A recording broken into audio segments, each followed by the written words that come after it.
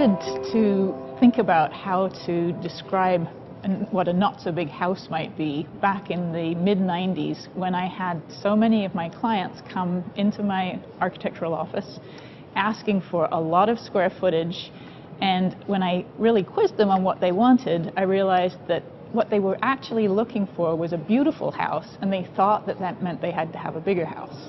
I think it's really, really important that homeowners have a way to talk with their architects and actually with their builders and husbands and wives, etc., about what they want.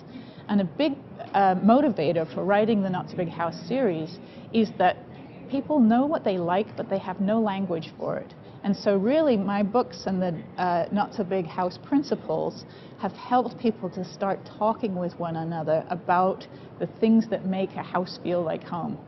And so I started to put together a way of thinking about home that's about quality rather than quantity, and was able to explain that there are many rooms that we don't really use anymore, like formal living rooms and formal dining rooms and big front foyers.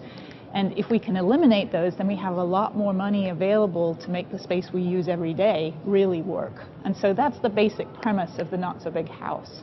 But it's grown into something more than that. When a homeowner arrives on an architect's doorstep already understanding some of the ways to talk about smaller, better designed space, most of us residential architects are pretty excited because it's not typical. And so that really helps to make the connection and to make a more sustainable and energy efficient house, just because you've got a vocabulary to be able to talk with, which was really my primary goal with writing this whole book series. You know, there's now 9 books in the series, and I think it's making a difference in how people build and understanding how they can make a sustainable home. A big part of building Not So Big is to take the square footage that you're thinking about building, to build a little bit less, but to design it so that it feels like more. So oftentimes when you use the word less in a sentence, people get very worried, you know, they're going to be deprived of something.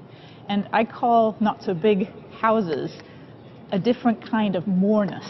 It's a moreness that comes from beauty, from a sense of balance, harmony, that the house really is reflecting you back to yourself every day, so you have a sense of well-being. And that's really at the core of what Not So Big House or Not So Big Remodeling is all about, that this house is yours. And when you make it something that you love to be in, then your friends and family are going to enjoy being there too. Oftentimes when we're building, we think of impressing the neighbors, or we think about what we need for resale, and those are really motivations that take us off course of what makes us really feel at home.